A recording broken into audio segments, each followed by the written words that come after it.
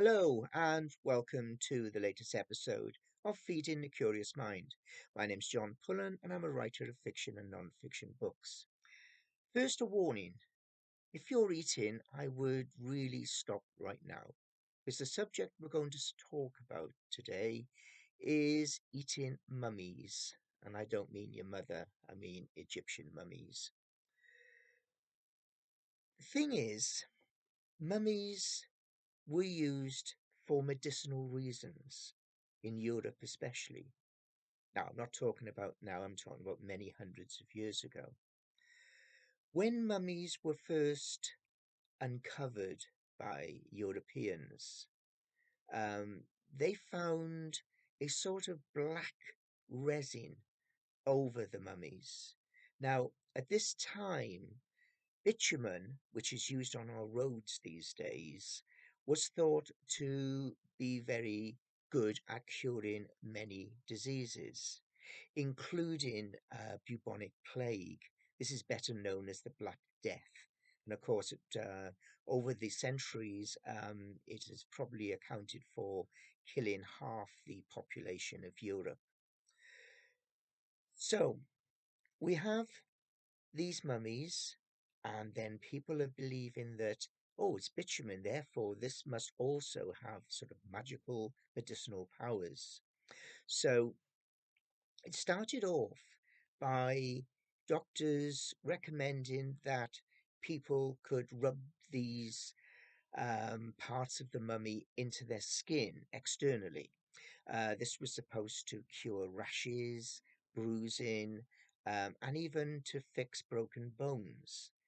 But they went further and decided that perhaps by drinking this sort of medicinal compound, it might cure many other diseases. So, apothecaries began to grind up the dried flesh of mummies along with their bones, and then putting it into a liquid, and the patient then drinking the contents.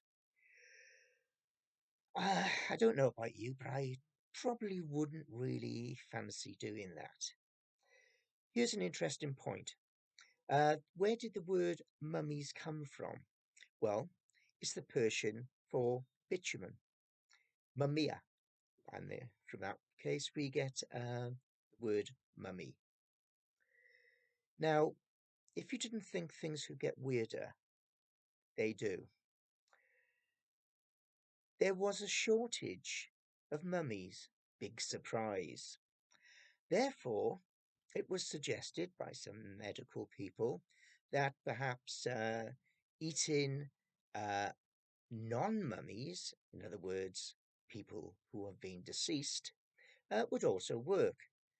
Therefore, some bodies were then dug up, and the same thing happened. Their dried flesh was ground up with their bones, and it went on that they would drink it and hopefully be cured of this or that. And it got worse still, because then it was suggested that perhaps it would be more potent if you were to do the same thing with the freshly deceased. And to cut a long story short, it resulted in some people holding dinner parties where they would eat the flesh of a dead person, a recently dead person, along with drinking their blood. I'm glad to say that this pretty much stopped during the 18th century. And as far as I know today, there are no medications which include mummies.